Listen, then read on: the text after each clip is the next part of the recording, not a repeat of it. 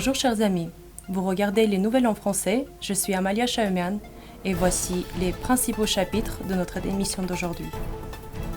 Entretien avec le représentant de la République d'Arménie à la Cour européenne des droits de l'homme. Environ 3 km à l'autoroute Chouchi-Lissagor ont été déminés.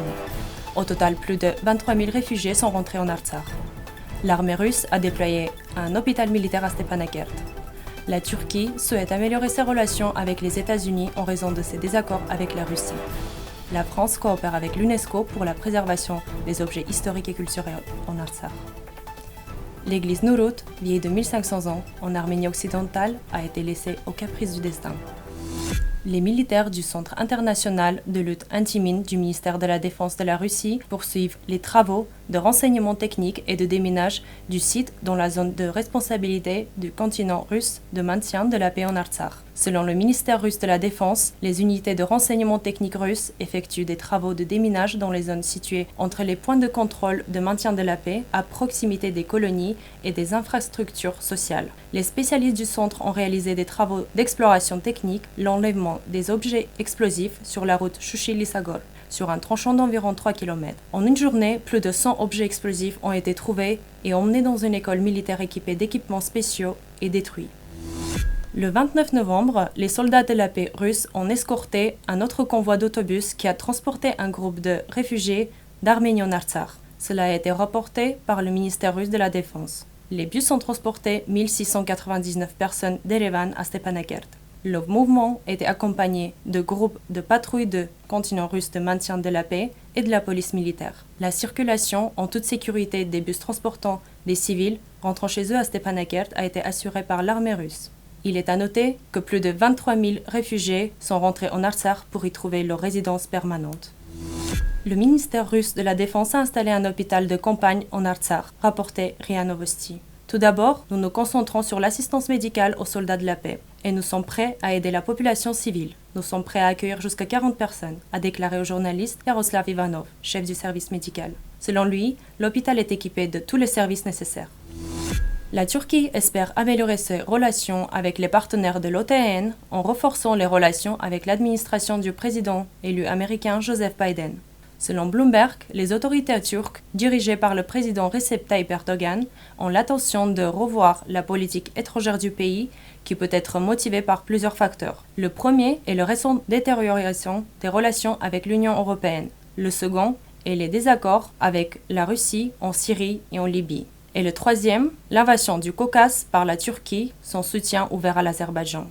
OTAN.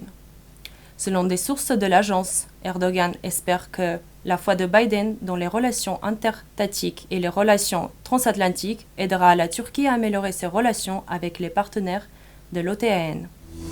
Après la vote majoritaire du Sénat français pour la reconnaissance de la République d'Artsakh, puis la désapprobation immédiate du gouvernement français, après les milliers de civils victimes par la guerre, les milliers de blessés infirmes, invalides et estropiés, les milliers de réfugiés expatriés en République d'Arménie, la destruction des cimetières et lieux de culte en Artsakh, l'occupation territoriale par l'armée turco-azérie de régions entières en Artsakh, la France s'intéresse à la protection de ce qui resterait encore éventuellement à protéger en termes de patrimoine.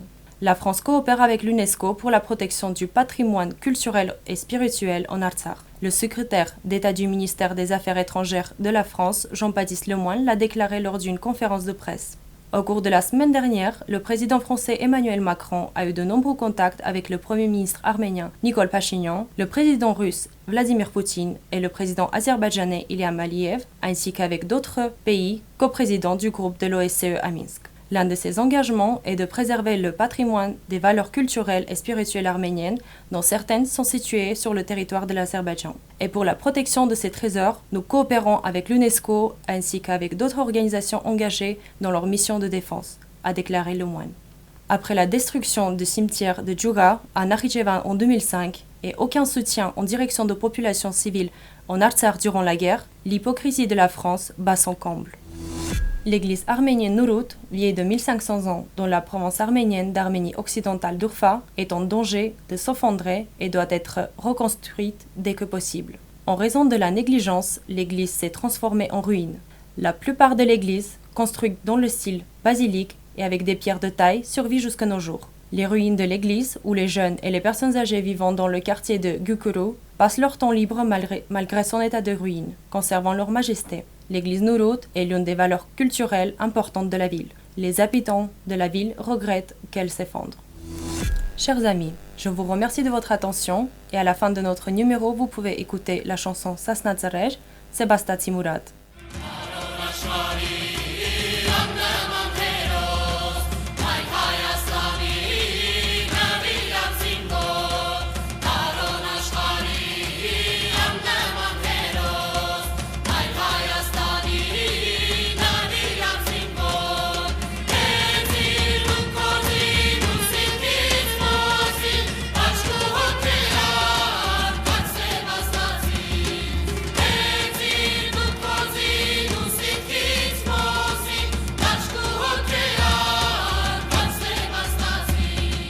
Ça sera tout pour aujourd'hui.